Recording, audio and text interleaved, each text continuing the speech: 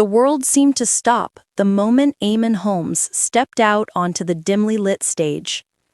The studio, usually filled with cheerful chatter, booming laughter, and the familiar comfort of morning television, felt unbearably hollow. Every seat was filled, but the silence was so thick it pressed against the walls. Viewers watching the live broadcast from home felt it too, an invisible weight settling across the nation. Eamonn stood alone at the center, his hands trembling slightly as he gripped the card he had rewritten 100 times. His eyes were red, not from the bright lights, but from the kind of sorrow that carves itself into a person's soul. Today, his voice cracked before he could finish the sentence. He paused, swallowing hard. Today, I have to say goodbye. Gasps fluttered through the audience. Cameras zoomed in, not for drama, but because every viewer needed to truly see him, really see him. He looked up, his expression raw and unguarded. I lost the love of my life, my Ruth.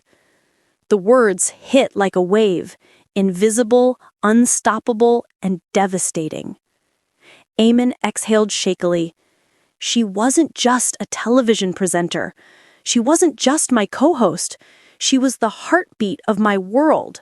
A woman with laughter bright enough to light a room and strength gentle enough to hold anyone together. He could barely stand, but he forced himself upright, as if Ruth herself would scold him gently for slouching on camera.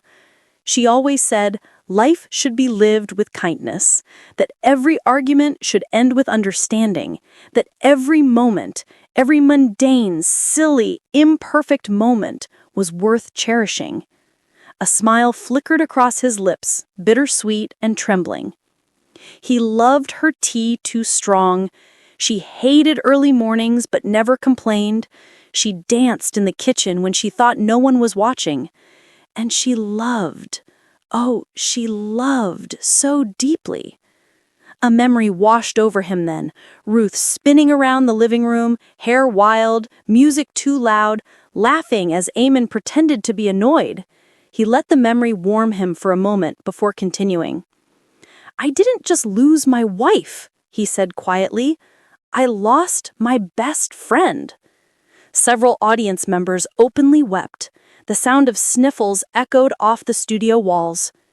Eamonn's hands tightened around the card until it began to bend.